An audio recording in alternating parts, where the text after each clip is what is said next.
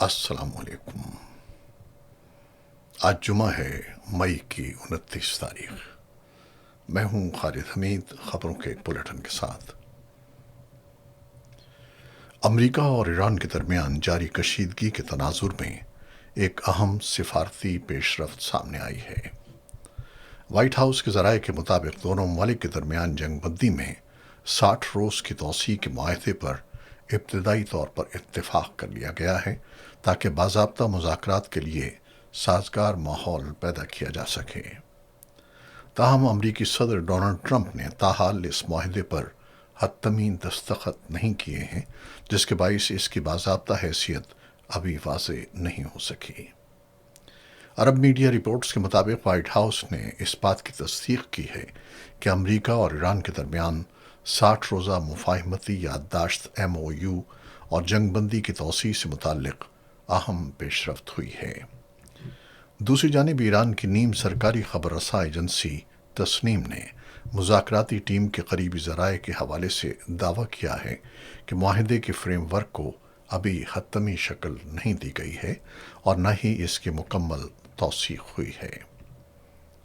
امریکی نائب صدر JD وینس نے واشنگٹن میں صحافیوں سے گفتگو کرتے ہوئے کہا کہ امریکہ اور ایران کے درمیان ابھی حتمی معاہدہ نہیں ہوا ہے، لیکن دونوں ممالک ایک معاہدے کے بہت قریب پہنچ چکے ہیں۔ ان کا کہنا تھا کہ ایران امریکہ کے ساتھ معاملات طے کرنے میں دلچسپی رکھتا ہے اور جنگ بندی میں توسیع کے لیے ہونے والی بات چیت میں نمایاں پیش رفت ہوئی ہے۔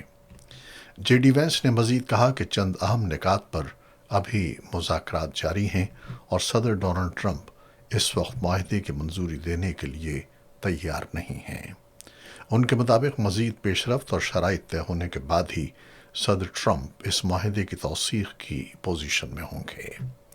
انہوں نے اس بات کا بھی اندیا دیا کہ امریکہ خود کو اس قابل سمجھتا ہے کہ اگر ضرورت پڑی تو تہران کے جوہری پروگرام کو محدود یا پیچھے دھکیل سکے۔ امریکی نائب صدر نے یہ بھی کہا کہ فی الحال یہ کہنا مشکل ہے کہ صدر ٹرمپ ایران کے ساتھ مفاہمتی یادداشت پر کب دستخط کریں گے، تاہم دونوں ممالک کے درمیان رابطے اور سفارتی کوششیں مسلسل جاری ہیں۔ اس سے قبل امریکی نیوز ویب سائٹ ایکزیوس نے اپنی رپورٹ میں دعویٰ کیا تھا کہ امریکی اور ایرانی مذاکرات کاروں کے درمیان جنگ بندی میں توسیع اور ایران کے جوہری پروگرام پر باضابطہ مذاکرات شروع کرنے کے لیے 60 روزہ مفاہمتی یادداشت پر اتفاق ہو چکا ہے۔ ویب سائٹ کے مطابق صدر ڈونلڈ ٹرمپ نے ابھی اس معاہدے کی حتمی منظوری نہیں دی ہے۔ ایکزیوس کی رپورٹ میں مزید کہا گیا ہے کہ اگر اس مفاہمتی یادداشت پر باضابطہ دستخط ہو جاتے ہیں تو یہ ایران اور امریکہ کے درمیان حالیہ کشیدگی کے بعد سب سے بڑی سفارتی کامیابی تصور کی جائے گی۔ تاہم ایران کے جوہری پروگرام سے متعلق امریکی مطالبات انتہائی پیچیدہ ہیں، اس لیے کسی مستقل اور حتمی معاہدے تک پہنچنے کے لیے مزید سخت، تفصیلی اور طویل مذاکرات کی ضرورت ہوگی۔ امریکہ اور ایران کے درمیان جاری کشیدگی کے دوران ایک نئی اور اہم سفارتی پیش رفت سامنے آئی ہے۔ برطانوی اخبار گارڈین کی رپورٹ کے مطابق امریکہ کے صدر ڈونلڈ ٹرمپ نے ایران کے ساتھ ممکنہ معاہدے کا ابتدائی مسودہ اسرائیل سمیت اپنے قریبی اتحادی ممالک کو بھی بھجوا دیا ہے تاکہ ان کی رائے اور حمایت حاصل کی جا سکے۔ اس پیش رفت کو خطے میں بڑھتی ہوئی کشیدگی کم کرنے کی ایک اہم کوشش قرار دیا جا رہا ہے۔ رپورٹ کے مطابق اس مجوزہ معاہدے میں آبنائے ہرمز کو دوبارہ کھولنے پر اور امریکی ناکہ بندی ختم کرنے سے متعلق اہم شقیں شامل ہیں۔ آبنائے ہرمز دنیا کی اہم ترین سمندری گزرگاہوں میں شمار ہوتی ہے، جہاں سے عالمی تیل کی بڑی مقدار گزرتی ہے۔ حالیہ کشیدگی اور فوجی سرگرمیوں کے باعث یہاں تجارتی جہاز رانی شدید متاثر ہوئی ہے، جس کے نتیجے میں عالمی منڈیوں میں بھی بے چینی پیدا ہوئی ہے۔ معاہدے کے مسودے کے مطابق ایران کو ان 12 ارب ڈالر کے اثاثوں تک رسائی دی جا سکتی ہے جو مختلف پابندیوں کے تحت بیرون ملک منجمد ہیں۔ یہ اقدام ایران کے لیے معاشی لحاظ سے نہایت اہم تصور کیا جا رہا ہے، کیونکہ ملک پہلے ہی شدید اقتصادی دباؤ اور پابندیوں کا سامنا کر رہا ہے۔ برطانوی اخبار کے مطابق مجوزہ معاہدے میں یہ تجویز بھی شامل ہے کہ آبنائے ہرمز میں بحری سرگرمیوں کو اگلے 30 روز کے اندر جنگ سے پہلے والی سطح پر بحال کیا جائے تاکہ عالمی تجارت اور توانائی کی ترسیل دوبارہ معمول پر آ سکے۔ اس کے علاوہ چین نے مطالبہ کیا ہے کہ اس معاہدے کی حتمی توثیق اقوام متحدہ کے ذریعے کی جائے تاکہ اسے عالمی سطح پر قانونی اور سفارتی حمایت حاصل ہو سکے۔ دوسری جانب امریکی وزیر خزانہ اسکاٹ بیسنٹ نے واضح کیا ہے کہ صدر ٹرمپ نے ایران کے حوالے سے اپنی ریڈ لائنز طے کر دی ہیں۔ ان کے مطابق ایران کو انتہائی افزودہ یورینیم کی تیاری ترک کرنا ہوگی اور آبنائے ہرمز کو مکمل طور پر کھولنا ہوگا۔ انہوں نے کہا کہ صدر ٹرمپ ایران کے ساتھ کسی کمزور یا نقصان دہ معاہدے پر رضامند نہیں ہوں گے۔ اسکاٹ بیسٹ نے بتایا کہ عمانی حکام نے امریکہ کو یقین دہانی کرائی ہے کہ آبنائے ہرمز سے گزرنے والے جہازوں پر کسی قسم کا ٹول ٹیکس عائد کرنے کا کوئی منصوبہ نہیں ہے۔ عمان خطے میں امریکہ اور ایران کے درمیان ثالثی کے کردار میں بھی اہم سمجھا جاتا ہے۔ ایران کے صدر مسعود پزشکیان نے ایک بار پھر اس بات کا اعادہ کیا ہے کہ ایران ایٹمی ہتھیار بنانے کا ارادہ نہیں رکھتا۔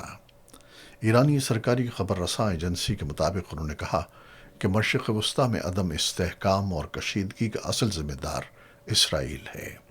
امریکہ کے ساتھ مذاکرات کے حوالے سے انہوں نے دو ٹوک انداز میں کہا کہ ایران ذلت آمیز سفارتکاری قبول نہیں کرے گا۔ صدر پزشکیان کا کہنا تھا کہ ایران دنیا کی طاقتور ترین قوتوں کے دباؤ سے واقف ہے، لیکن اس کے باوجود اپنے قومی وقار اور مفادات پر سمجھوتا نہیں کر سکے گا۔ انہوں نے کہا کہ جنگ اور کشیدگی کے بعد یہ توقع رکھنا حقیقت پسندانہ نہیں کہ سب کچھ پہلے جیسا معمول پر واپس آ جائے گا۔ اسی دوران ایرانی میڈیا نے دعویٰ کیا کہ ایران کے فضائی دفاعی نظام نے جنوبی ساحلی صوبے بوشہر میں ایک دشمن طیارہ مار گرایا ہے۔ نیم سرکاری خبر رساں ادارے تسنیم کے مطابق ضلع جام کے گورنر نے تصدیق کی کہ رات کے وقت ایک دشمن طیارے کو نشانہ بنایا گیا، تاہم بعد میں شہر کی صورتحال معمول پر آ گئی۔ اس واقعے سے قبل بوشہر میں زوردار دھماکوں کی آوازیں سنی گئی تھیں، جن کے بارے میں بعد میں ایرانی میڈیا نے بتایا کہ یہ آوازیں فضائی دفاعی نظام کی کارروائی کے باعث پیدا ہوئیں۔ تاہم امریکی حکام اور امریکی سینٹرل کمانڈ سینٹکام نے ان دعووں کی سختی سے تردید کرتے ہوئے کہا ہے کہ بوشہر کے قریب کوئی امریکی طیارہ تباہ نہیں ہوا اور امریکہ کے تمام فضائی اثاثے محفوظ ہیں۔ ادھر برطانوی خبر رساں ایجنسی رائٹرز نے ایرانی خبر ایجنسی فارس کے حوالے سے رپورٹ کیا ہے کہ ایران نے آبنائے ہرمز میں موجود امریکی جنگی جہازوں پر بیلسٹک میزائل فائر کیے ہیں۔ رپورٹس کے مطابق یہ حملے ایران کے جنوبی علاقوں سے پہلے سے طے شدہ اہداف پر کیے گئے۔ ایرانی میڈیا نے بھی تصدیق کی ہے کہ ایران کے مسلح افواج نے جنوبی علاقوں سے چند مخصوص اہداف کی جانب میزائل داغے، تاہم اس حوالے سے مزید تفصیلات فوری طور پر جاری نہیں کی گئیں۔ ان حملوں نے خطے میں کشیدگی کو مزید بڑھا دیا ہے اور عالمی سطح پر تشویش میں اضافہ ہوا ہے۔ دوسری جانب امریکی فوج کی سینٹرل کمانڈ نے انکشاف کیا ہے کہ ایران کے بندرگاہوں کے خلاف جاری امریکی ناکہ بندی کے دوران اب تک 111 تجارتی جہازوں کو واپس بھیجا جا چکا ہے۔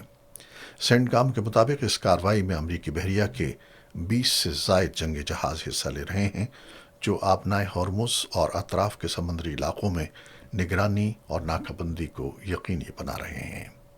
تجزیہ کاروں کے مطابق موجودہ صورتحال مشرق وسطیٰ کو ایک خطرناک موڑ پر لے آئی ہے، جہاں ایک جانب سفارتی کوششیں جاری ہیں، جبکہ دوسری طرف فوجی کارروائیاں اور الزامات کا سلسلہ بھی شدت اختیار کرتا جا رہا ہے۔ عالمی طاقتیں اس بحران کو مکمل جنگ میں تبدیل ہونے سے روکنے کے لیے سرگرم ہیں، تاہم خطے کی صورتحال تاحال انتہائی نازک اور غیر یقینی دکھائی دیتی ہے۔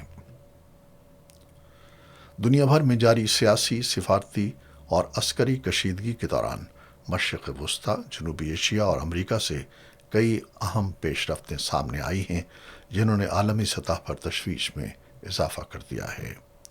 یورپی یونین نے مقبوضہ مغربی کنارے میں فلسطینیوں کے خلاف انسانی حقوق کی مبینہ خلاف ورزیوں میں ملوث ہونے پر 4 اداروں اور 3 افراد پر پابندیاں عائد کر دی ہیں۔ یورپی حکام نے ان افراد اور اداروں کو انتہا پسند اسرائیلی آباد کار قرار دیا ہے۔ یورپی یونین کا کہنا ہے کہ مغربی کنارے میں فلسطینی شہریوں کے خلاف بڑھتے ہوئے تشدد، زمینوں پر قبضے اور انسانی حقوق کی پامالیوں پر سخت رد عمل ضروری تھا۔ اس اقدام کو اسرائیل کے خلاف یورپی سطح پر بڑھتے ہوئے دباؤ کی ایک علامت سمجھا جا رہا ہے۔ دوسری جانب اسرائیلی فورسز نے جنوبی لبنان اور بیروت کے نواحی علاقے میں مہلک حملے کیے ہیں۔ لبنانی حکام کے مطابق ان حملوں میں خواتین اور بچوں سمیت کم از کم 17 افراد جاں بحق ہو گئے۔ اطلاعات کے مطابق یہ حملے ایسے وقت میں کیے گئے جب حزب اللہ اور اسرائیل کے درمیان جنگ بندی برقرار رکھنے کے لیے امریکی ثالثی میں مذاکرات کی تیاری جاری تھی۔ تجزیہ کاروں کے مطابق ان حملوں نے خطے میں ایک بار پھر بڑے تصادم کے خدشات کو بڑھا دیا ہے۔ غزہ میں بھی اسرائیلی کارروائیاں جاری ہیں۔ فلسطینی خبر رساں ایجنسی وفا کے مطابق جنوبی غزہ کے شہر خان یونس میں اسرائیلی ڈرون حملے کے نتیجے میں 3 فلسطینی جاں بحق اور متعدد زخمی ہو گئے۔ حملہ خان یونس کے علاقے المواسی میں کیا گیا۔ اسی دوران غزہ سٹی کی یرموک اسٹریٹ پر اسرائیلی حملے میں 5 افراد زخمی ہوئے۔ مقامی ذرائع کے مطابق غزہ میں انسانی صورتحال پہلے ہی انتہائی خراب ہے اور مسلسل حملوں سے شہریوں کی مشکلات میں مزید اضافہ ہو رہا ہے۔ خلیجی ممالک کویت اور متحدہ عرب امارات نے بھی حالیہ میزائل واقعے پر شدید رد عمل دیا ہے۔ دونوں ممالک نے کویت کی جانب داغے گئے بیلسٹک میزائل کی مذمت کرتے ہوئے اسے ایرانی جارحیت قرار دیا۔ کویت اور UAE نے اس عزم کا اظہار کیا کہ وہ اپنی خود مختاری اور قومی سلامتی کے تحفظ کے لیے تمام ضروری اقدامات کریں گے۔ اگرچہ ایران نے براہ راست کویت کو نشانہ بنانے کا اعتراف نہیں کیا، تاہم ایرانی پاسداران انقلاب نے کہا ہے کہ جنوبی ایران پر حملوں میں استعمال ہونے والے امریکی فوجی اڈوں کو نشانہ بنایا گیا تھا۔ علاقائی کشیدگی کے دوران قطر نے بھی اہم سفارتی کردار ادا کیا ہے۔ قطر کے امیر شیخ تمیم بن حمد الثانی نے امریکی صدر ڈونلڈ ٹرمپ سے ٹیلی فون پر رابطہ کیا، جس میں مشرق وسطیٰ کی تازہ صورتحال اور کشیدگی کم کرنے کی کوششوں پر تبادلہ خیال کیا گیا۔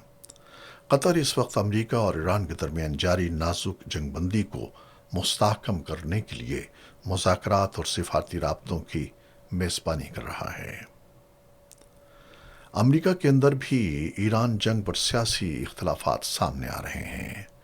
نیو یارک سٹی کے میئر زہران ممدانی نے امریکہ اور ایران کے درمیان جاری جنگ کے خاتمے کا مطالبہ کرتے ہوئے کہا ہے کہ یہ جنگ عوام کی مرضی کے بغیر شروع کی گئی۔ انہوں نے social media platform X پر جاری بیان میں کہا کہ اس جنگ کا معاشی بوجھ امریکی عوام اٹھا رہے ہیں۔ ان کے مطابق جنگ کے باعث امریکہ میں پیٹرول، خوراک اور روزمرہ اشیاء کی قیمتوں میں اضافہ ہوا ہے، جبکہ کانگریس کی منظوری کے بغیر جنگ شروع کرنا جمہوری اصولوں کی خلاف ورزی ہے۔ زہران ممدانی نے کہا کہ وہ پہلے دن سے اس جنگ کے مخالف ہیں اور یہ جنگ فوری طور پر ختم ہونی چاہیے۔ بھارت میں عید الاضحیٰ کے موقع پر مسلمانوں کو درپیش مشکلات اور ہندوتوا شدت پسندوں کے رویے سے متعلق رپورٹس نے بھی تشویش پیدا کی ہے۔ الجزیرہ کی رپورٹ کے مطابق مسلمانوں کو عید کی نماز کے لیے عوامی مقامات فراہم کرنے سے انکار کیا گیا، جبکہ مختلف علاقوں میں مذہبی اجتماعات کے خلاف دھمکیاں بھی دی جاتی رہی ہیں۔ کشمیر میڈیا سروس کے مطابق بعض مقامات پر پولیس نے مسلمانوں کو تحفظ فراہم کرنے کے بجائے ہندو انتہا پسند گروہوں کا ساتھ دیا۔ انسانی حقوق کے کارکنوں کا کہنا ہے کہ بھارت میں مسلمانوں کے مذہبی حقوق اور آزادیوں پر دباؤ میں مسلسل اضافہ ہو رہا ہے۔ امریکہ کی ریاست ٹیکساس کے شہر ڈیلس میں بھی ایک افسوسناک حادثہ پیش آیا ہے، جہاں اوک کلف کے علاقے میں واقع ایک اپارٹمنٹ کمپلیکس میں گیس دھماکے کے نتیجے میں 3 افراد ہلاک ہو گئے ہیں۔ حکام کے مطابق جاں بحق ہونے والوں میں 2 خواتین اور ایک بچہ شامل ہے۔